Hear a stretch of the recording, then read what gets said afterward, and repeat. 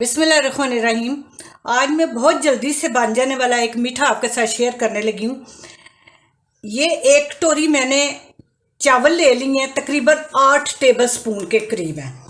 ये चीनी है 11 टेबल स्पून, कुछ नट्स है और ये 2 टेबल स्पून मैंने मैंगो का कस्टर्ड लेके उसको मिक्स कर लिया है। 700 ml दूध जो है वो मैंने चूल्हे के ऊपर रख दिया गर्म करने। मैंने चावलों को थोड़ा सा दूध डाल के मिक्सर में चला लिया है।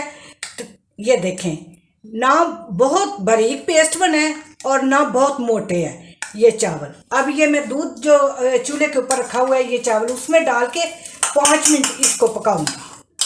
आपने चमचा जब चावल डालने हैं तो चमचा मुसलसल चलाते रहना है। एक बात और, अगर आपके पास उबले हुए चावल नहीं तो आप 7-8 टेबलस्पून चावल लेके मिक्सर में मोटे मोटे से दरदरे से कर लें, बारीक उसका पाउडर नहीं बनाना। मुझे 5 मिनट हो गए हैं इसको पकाते हुए। अब ये कस्टर्ड पाउडर जो मैंने मिक्स करके रखा हुआ है इसको एक दफ़ा हिला के थोड़ा थोड़ा करके मैं इसमें डालूंगी और साथ ही चीनी भी डाल दूंगी ताकि दोनों चीज़ें जो है वो आराम से पके। कस्टर्ड पाउडर मैंने डाल दिया था, पतला था तो मैंने 1 टेबलस्पून और कस्टर्ड पाउडर डाला था, मतलब 3 टेबलस्पून मैंने डाला है।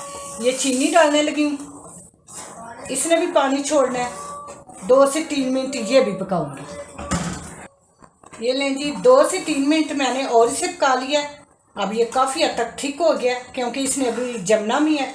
बस चूल्हा बंद और मैं डिश आउट करके आपको दिखाती हूँ। लें जी, माशाल्लाह से बहुत अच्छा मज़ेदार मीठा तैयार हो गया।